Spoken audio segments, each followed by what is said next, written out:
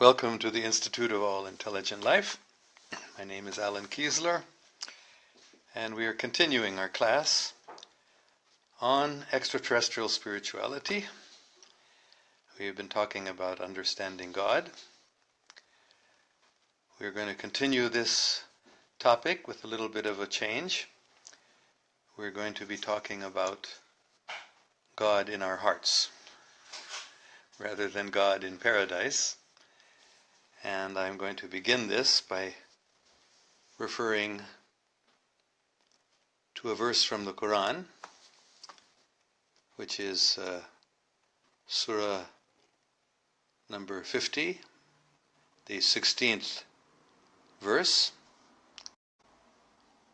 And this is a translation, the Sahih International Translation. And we have already created man and know what his soul whispers to him, and we are closer to him than his jugular vein. So the jugular vein is this vein right here on the neck. So it means that God is right closer to us than we can understand. God is right in our hearts. God is right with us. Even though God is far, far away in his supreme abode, or seated on his throne in his paradise, he is also right with us. And Jesus Christ also said that the kingdom of God, or the kingdom of heaven, is within you. So we're just going to talk for a couple of minutes about this idea, and then I'm going to take comments. Today we're going to spend more time on comments and questions. So let me just begin, though, with a little bit talking about this idea, which actually is not an idea only because we can feel it. That is actually possible, that we can feel in our hearts the presence of God directly. So there are many, many different sources of this information. I've quoted a couple of human scriptural sources, earthly I should say, not human, but earthly scriptural sources. There are also extraterrestrial sources which talk about the presence of God in our heart. So, how should we understand this? Well, there are different ways to understand it, but one is just a very, very simple idea that God is omnipresent, God is everywhere, so therefore God is also in our heart. And if God is right within us, closer than our jugular vein, then we can communicate. In fact, the Urantia Book explains that God is present in our hearts. It uses the word fragment, a fragment of God, but since God is infinite, even a fragment of God is infinite, so God is actually present as a thought adjuster or mystery monitor. These are a couple of the words that the Urantia Book uses. So this reality in our hearts, which is God, is meant to give us guidance, teaches us the thoughts, or gives us thoughts. So we experience this reality as conscience, we sometimes call it. It is an inner guidance that we get. So, of course, we have the difficulty that when we're not very clear about it, when our mind is not very pure, we can't understand or hear that voice of God within our hearts very clearly, and we may mix it up or we may confuse it with our own thinking, our own ideas. But nevertheless, this reality is there within us, giving us guidance. So the idea that God is present within our heart is nothing new. And it's very, very important, because this is really the being or the reality within our heart who is our constant companion and who is our guide, is always helping us understand the right thing to do, the right way to go, and helping us in our long journey back to God in paradise. So that's about all I wanted to say at this time. Let me just give an example or two to help us understand how this is possible. One example that's given is the example of the sun in the sky, and the sun reflected in many pools of water, or reservoirs of water, or even a jug of water. So the one God is in the sky, the sun, and the other God is within our hearts, within a reflected body of water, like the sun being reflected in a body of water. So this is just one example, because that sun in the sky and this sun in the body of water are one and the same sun. But one is divided into many parts, you might say. Wherever there's a body of water, that sun may be reflected in it. So similarly, God is one, but God is present everywhere within each one of our hearts. So that's just one example to help us understand this idea. All right, let me see if we have any comments or questions here. We just have some salam, sir, from Ali Gilani, and others are saying hello. Rafiya Latif says, great topic. This is a very important topic for us to understand, that yes, God is present in our hearts, and we can actually feel, we can actually sense that presence directly, just as we can sense our own existence, that is, our own spiritual existence, our own existence as consciousness or an awareness which is separate from the body. So similarly, with a little reflection, we can actually directly feel, experience the presence of some superior consciousness which is giving us guidance and helping us. All right. Kaisa hai aap? Abdul Arat Ore is asking in Urdu, how am I? So, main theek hu, I'm fine, but I'm not going to speak in Urdu in this class, but I will give a class, or a chat I should say, in Urdu. Let's see, today is Thursday evening in America, Friday morning in Pakistan, so that will be Saturday morning in America, Saturday evening in Pakistan. So 9 p.m. Saturday in Pakistan, which will be 8 a.m. Saturday in California. तो मैं अभी उर्दू में बात नहीं करूँगा, लेकिन शनिचर को शाम को 9 बजे आप सुन सकेंगे उर्दू में. Saad Tiwana, have a gratifying day ahead. Thank you very much, although it's the evening here now, but I'll take it for tomorrow. In fact, I can say Juma Mubarak to everyone in Pakistan and on that side of the world where it's already Friday morning. Let's just see if there are any other questions. Saad bin Zafar says, speak in Urdu so all the followers can understand. As I just explained, I will be speaking in Urdu tomorrow evening in Pakistan, Saturday evening, and Saturday morning in USA, in California. Okay. Yasir Zubair, friends should try to speak in Urdu. Do not understand English. The third person making this comment. तो फिक्र नहीं करो, मैं शनिचर को शाम को 9 बजे Pakistani time, जो यहाँ सुबह 8 बजे है कैलिफोर्निया में, मैं उर्दू में चैट करूँगा. और जो बात मैं अभी बता रहा हूँ, मैं वो भी उर्दू में ही बताऊँगा. I was just telling in Urdu that I will do that class on Saturday. अच्छा. वाह मिक आसिफ, रात हो रही है, सो जाएं. LOL, laugh out loud. He's saying, it's night time there, go to sleep. I will soon, but not yet. Akif Baloch, please sir, have 2 days of class for English learners. My purpose is not to teach people English. I will give a class in English, and I will give a chat in Urdu. 2 classes a week in English, a chat in Urdu, and you can listen to both classes and learn a little Urdu or English that way if you want. But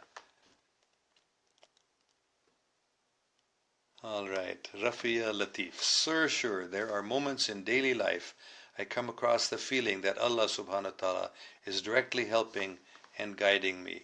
Such a fulfilling feeling. Yes. Thank you very, very much. Actually, everyone can feel this, but many people do not. So we're fortunate if we can, because many people don't have this awareness. But it is certainly true that Allah, in the form of the Supersoul, in the form of God within our heart, in the form of the mystery monitor, is with us and is guiding us and is helping us. So sometimes we can feel that directly, and that is a very fulfilling feeling. Thank you very, very much. I like that comment. Thank you. All right, Syed Haider Ali Sahib says, Salam Alan sir, what are your views on American comedian Jim Carrey, who got into mysticism and people have started to call him crazy?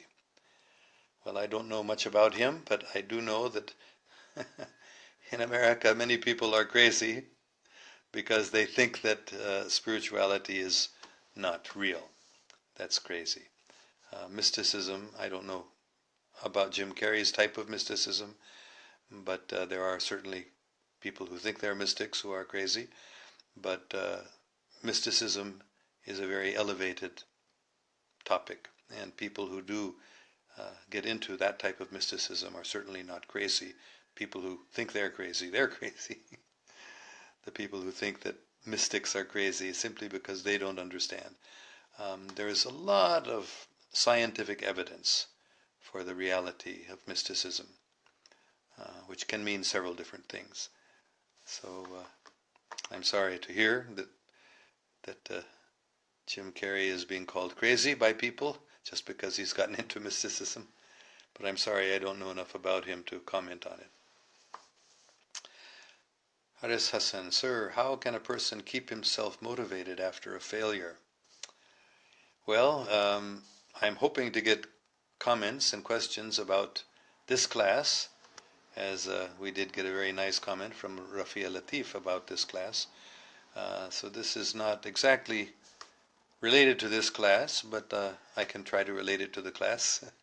How can a person keep himself motivated after a failure? Well, meditate, reflect, pray, and feel the presence of God in your heart. That is what we're talking about, that there actually is the infinite, all-powerful super-consciousness. God is super-consciousness, conscious of everything, everywhere. Just like we are each individually conscious of our body.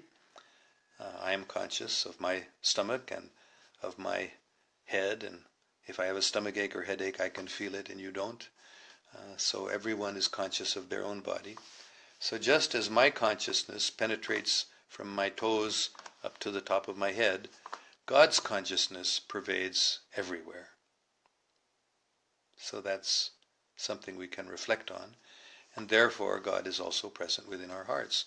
And especially if we've had a failure or we've had a very difficult, traumatic experience and we have no hope, we can get motivated by feeling the presence of God, feeling the presence of a guide who will give us perfect guidance.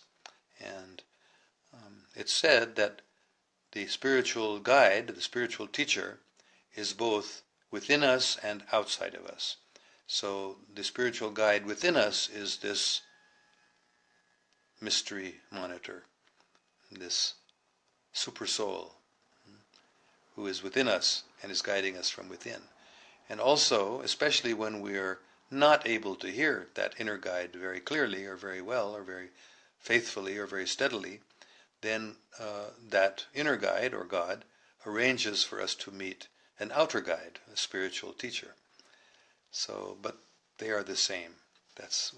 They are both. If the spiritual guide is qualified, that spiritual guide will give us the same guidance from the outside that God in our heart is giving us from the inside. So we require that sort of help. When we're in a lot of difficulty, a spiritual guide, a spiritual master or teacher can help us by encouraging us, don't worry. Failure can be the root of success also, that it's actually true. And if we don't ever try, we're never going to fail maybe, but we won't succeed either. And the best way to succeed is to go for it, and if we fail, we learn lessons. So we should never think of failure as a setback. We should think of failure as an opportunity to learn. So with that sort of guidance coming either from within our hearts, we can feel that, or from a guide outside, we can keep ourselves motivated. And there are many, many other things I could say. Just keep in mind that some of the greatest successes in history have been people who have failed again and again and learned from their failures. So it's nothing to be afraid of to fail. It's nothing to be ashamed of. All right, Sohail Faruqi asks, Sir, what is the best time for meditation? Again, this is not really what our class about is today, but every time is good for meditation. I personally have heard, and I also have experienced myself, that the best time for meditation is early in the morning, before sunrise. Just because it's quiet and there's not a lot of noise and a lot of mental disturbance. So that's a very, very good practice, is to get up early in the morning, an hour before sunrise if possible, and take a bath or wash the face and hands and feet and sit down quietly. That's a very, very, in my experience, the best time of day. It's also good late at night, after things quiet down, and different times, any time actually one can meditate. But the early morning, the night and early morning is a time when you're least disturbed usually by external influences and sounds, and even the mind becomes more peaceful. All right, Aman Sarwar. Due to living around too much technology and scientific beliefs, my mind isn't able to absorb it sometimes. Different thoughts and questions keep coming. That is sin and kufr to think. I'm going to try to understand exactly what you're saying. But due to living around too much technology and scientific beliefs, my mind isn't able to absorb it sometimes. Yes, that's true. That can be true, not necessarily true.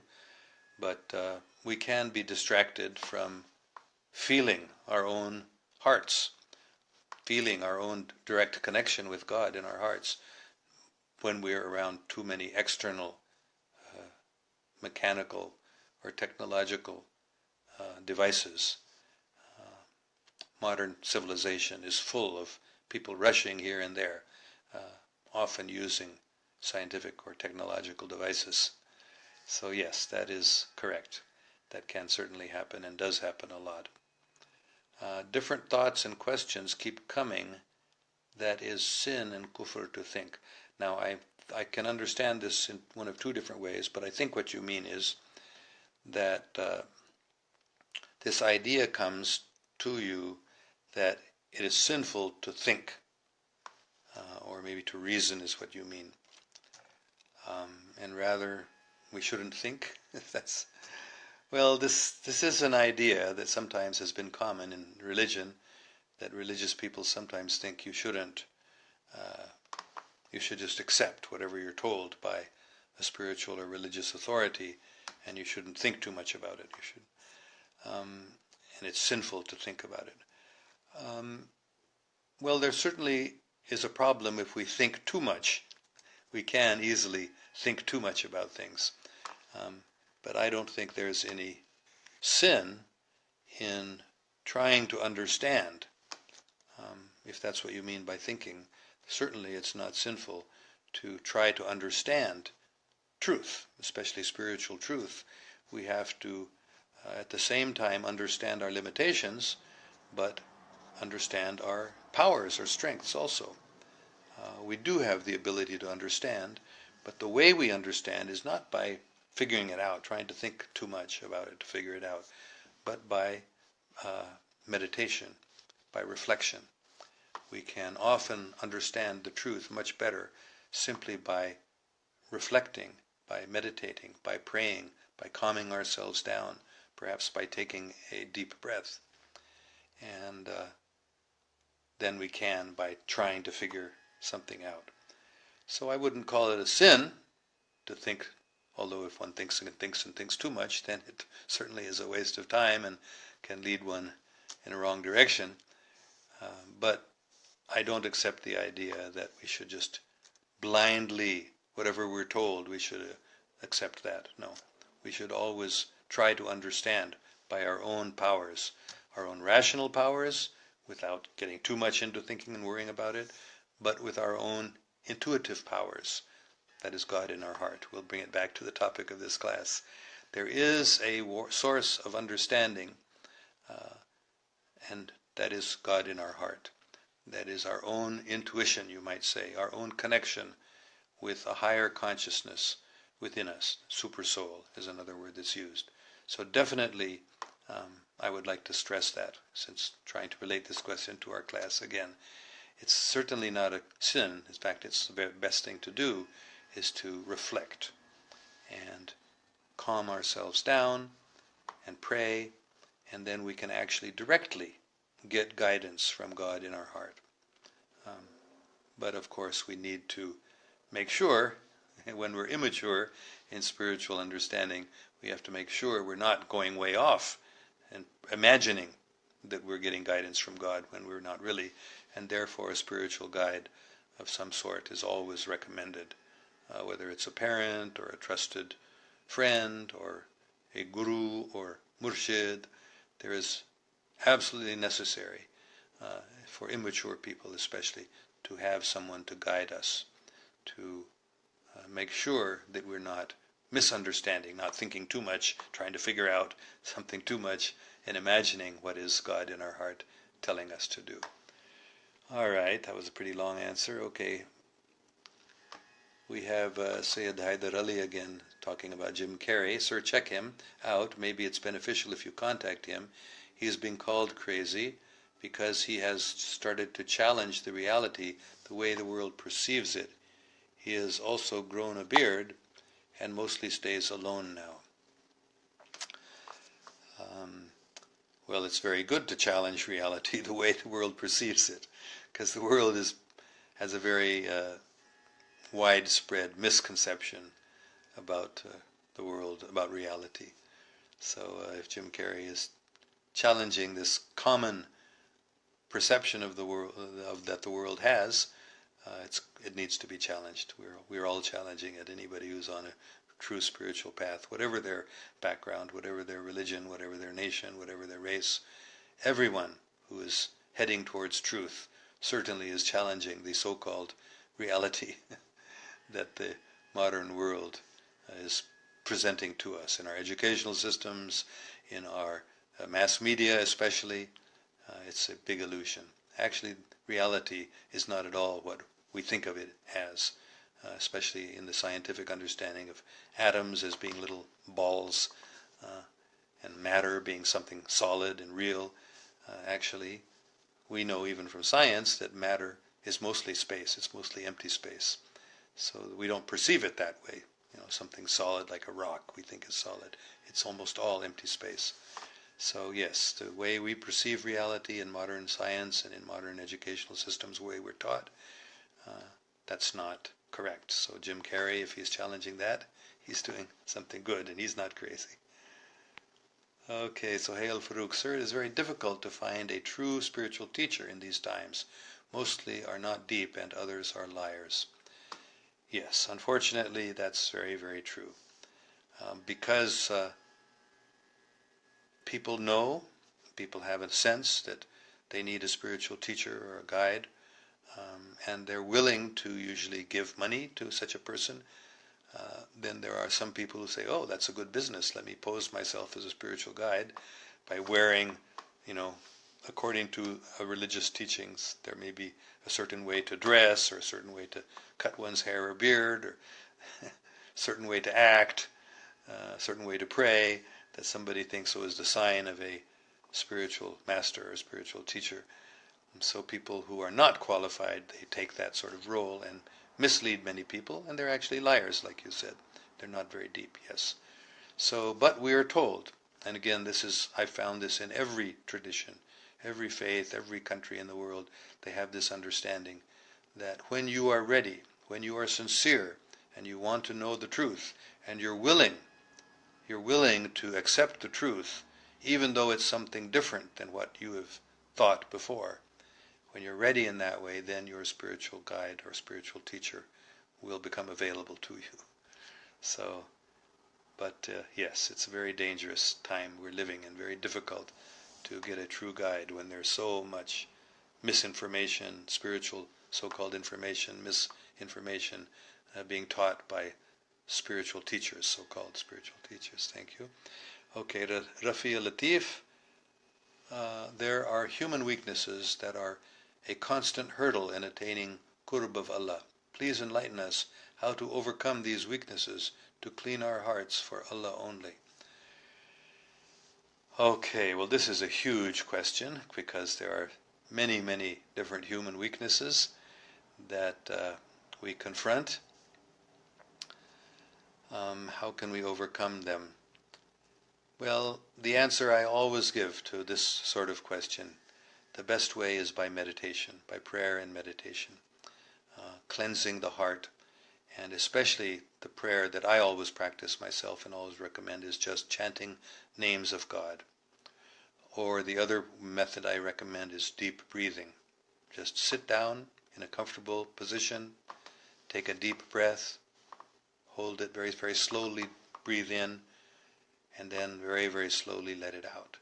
And that becomes the meditation. You just meditate on your breath. You focus your concentration and your awareness on your breath. And that sort of meditation is very, very helpful.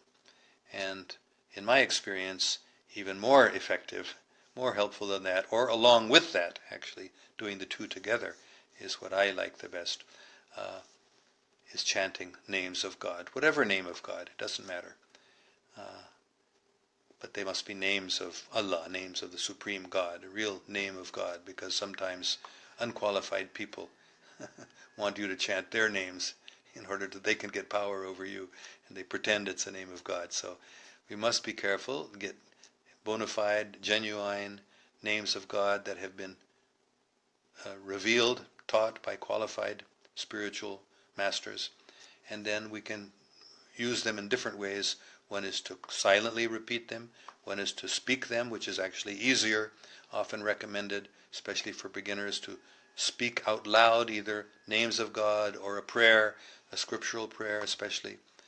That is a very, very powerful way of overcoming human weaknesses.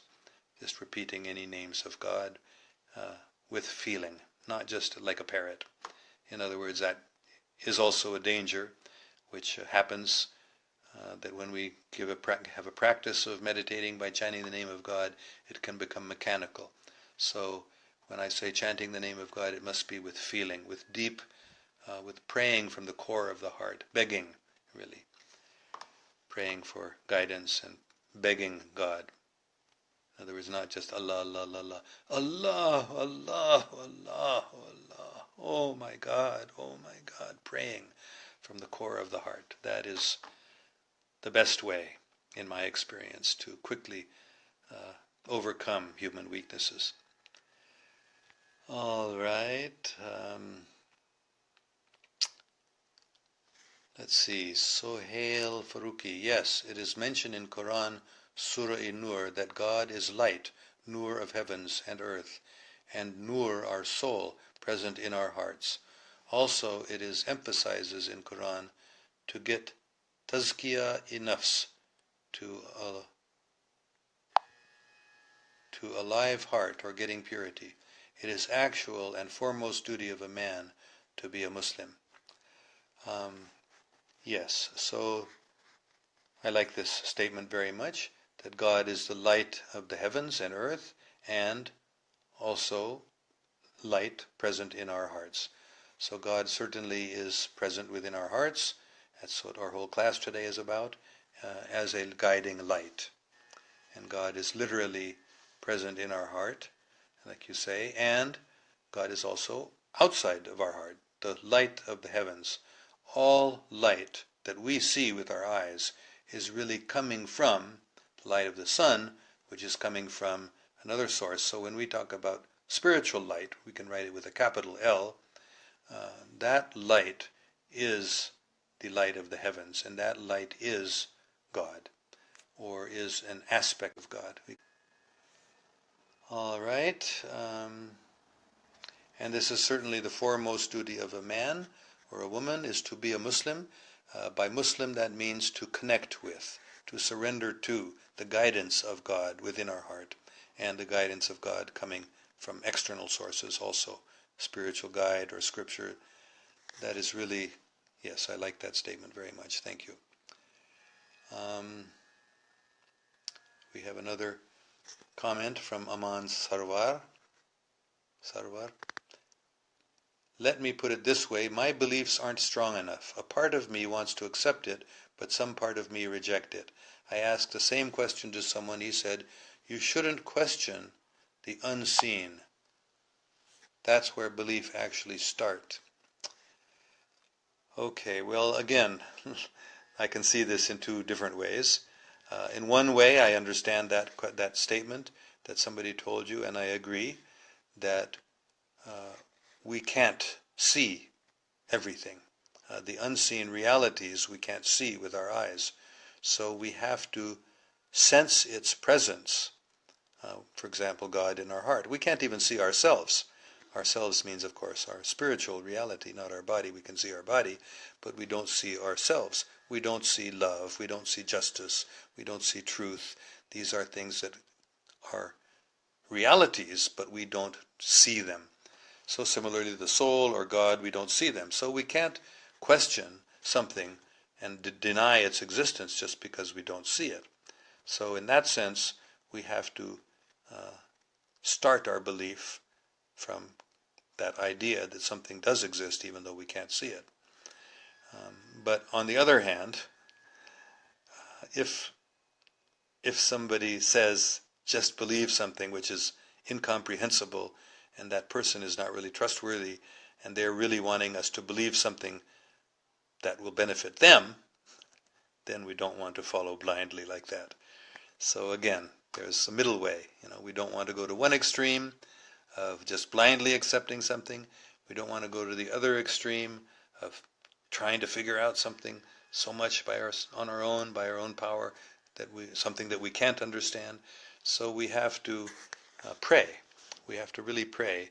And if we're sincere and we really want the truth, then the truth will come to us. It may take a long time. We shouldn't be impatient. And we may have doubts. There's nothing wrong with having doubts. Doubts are actually a sign of intelligence, at a certain stage at least of our development. We should doubt things because we don't know whether they're true or not. We should not accept them blindly. But on the other hand, we shouldn't question too much to the extent that we refuse to accept anything. And again, the solution to this is to learn to meditate and reflect, to calm our minds and be able to feel directly within our hearts the presence of God and the presence of that higher consciousness and higher guidance. So unseen referring to Allah, Aman Sarwar is repeating, yes, that's one of the things, of course. God is unseen, our own soul is unseen, but we can directly experience our own soul. That's our own awareness, our own consciousness is the symptom of our own soul. Even though we can't see it, we can directly feel. We all are aware. That means we are experiencing directly our own awareness, which we can't see.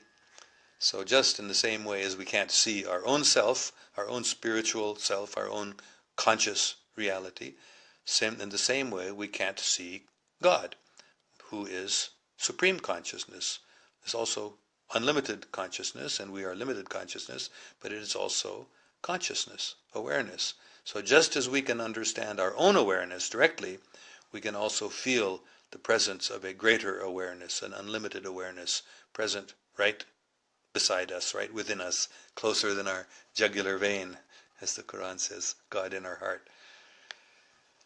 All right, so I think we've gone on long enough. We've had a lot of good questions.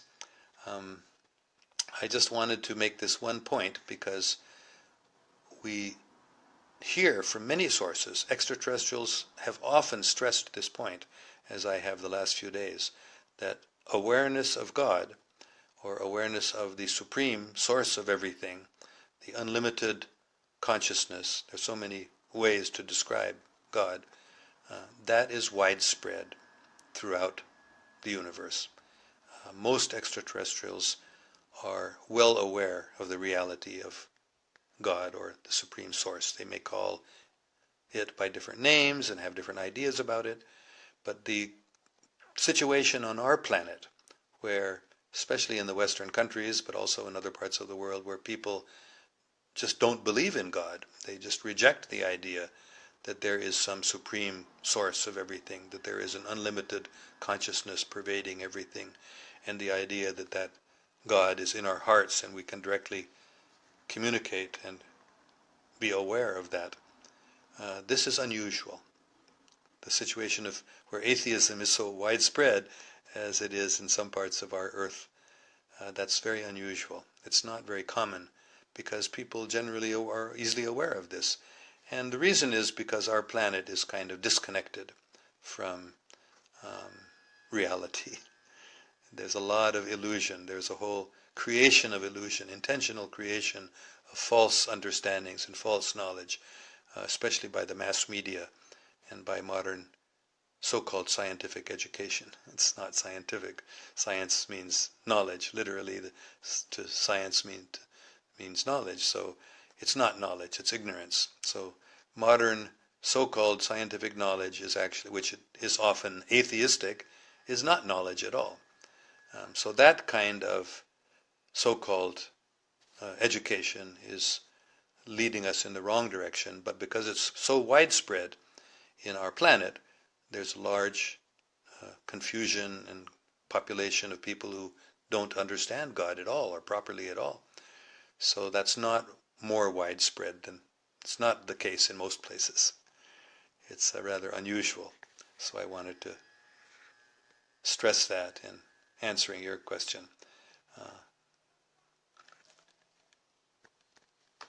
So a part of us wants to accept it and a part of us wants to reject. Well, again, let me say, I want to repeat this, because there may be things in our beliefs. You said my beliefs aren't strong enough, but maybe some beliefs are wrong.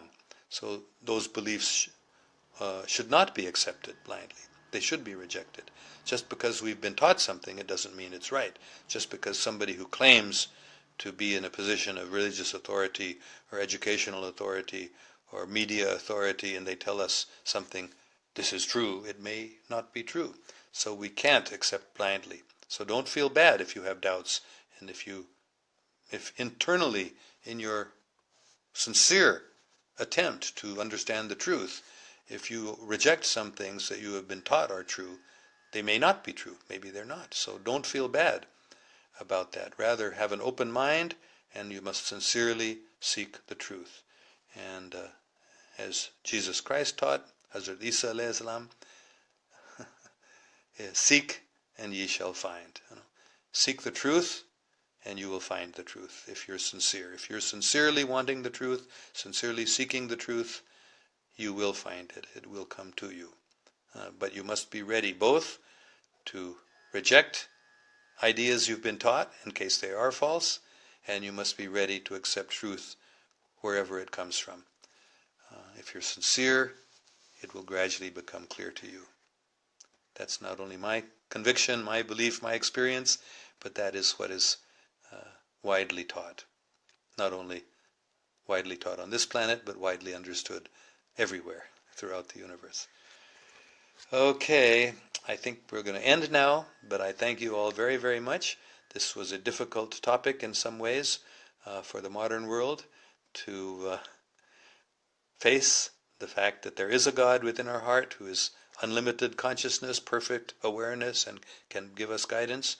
And on the other hand, the opposite hand, the idea that beliefs that we've been taught may be wrong, that is also a challenge to a lot of people. Whatever my parents taught me, whatever my teachers taught me, whatever my religious leaders taught me, that must be true.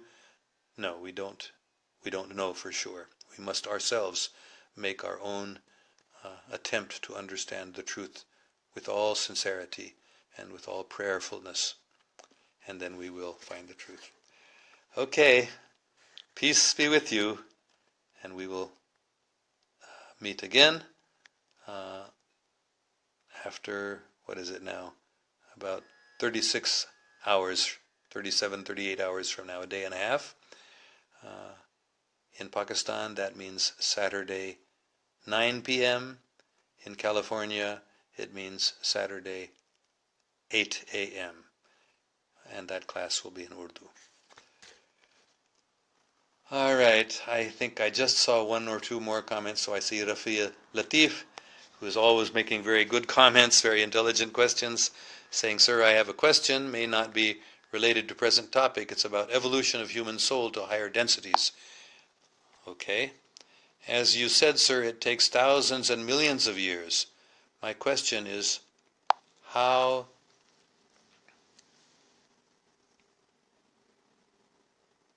this time frame was reduced to only a few years in case of Umar bin Khattab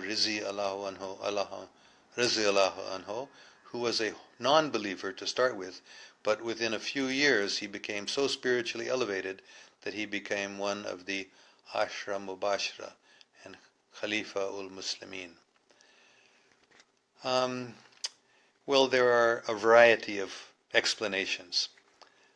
The first is that even though he was acting like a non-believer, not that he wasn't sincerely feeling that way, but he really had a deep spiritual nature which was just not revealed yet, so that it's not that he became so spiritually involved in such a short time, but he really was more spiritually evolved earlier than was apparent. That's one explanation.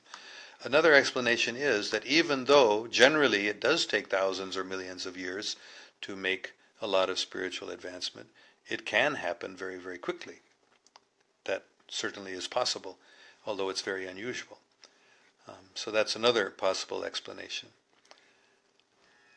And we could suggest others, but usually it does take a long, long period of time for the human soul to gradually come to higher and higher levels of awareness. It's a long path back to God from our beginnings.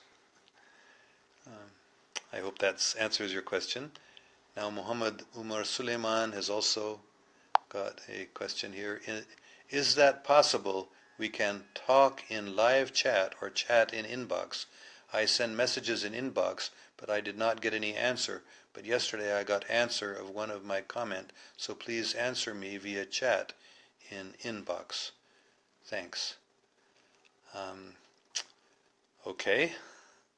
I'm just trying to understand.